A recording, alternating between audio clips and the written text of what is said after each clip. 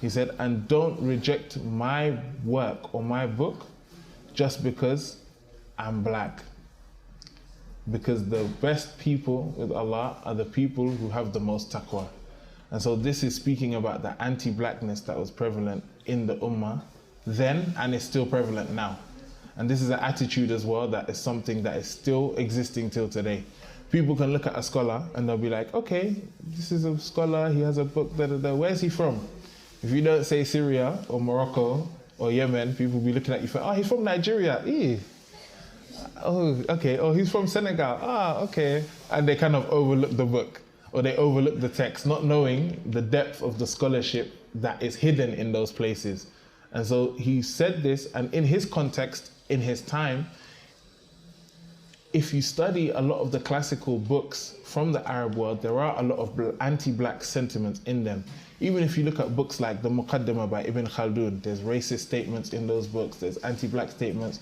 And so he's going against the popular narrative in the world. You had, for example, a lot of scholars or people who called themselves scholars promoting things like the myth of Ham, the myth that black people are people that have been cursed by Allah, that's why they have their color, or promoting all of these ideas that black people are deficient in intellect as compared to other races.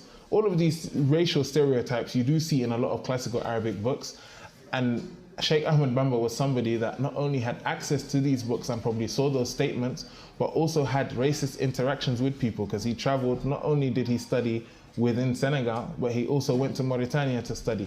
And he did face racism when he's traveled to the Arabs to study with them in Mauritania, because a lot of them looked at Senegalese people as people who were new to Islam, who weren't native Arabic speakers, and so they looked down on them. And so he's saying, just because of the fact that I'm not Arab and I'm black doesn't mean that I'm less of a scholar, or doesn't mean that my books are less valuable as scholars in the Arab world. Alhamdulillah, I feel like it's a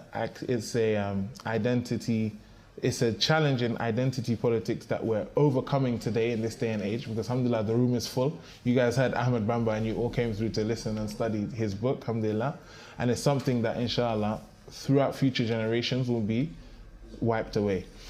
He said, فَلَيْسَ يُوجِبُ السَّوَادُ الْجِسْمِ سَفَاهَةُ الْفَتَاةِ أَوْ سُوءُ الْفَهْمِ. He said, because black skin, having black skin doesn't mean that you have deficient intellect or bad understanding.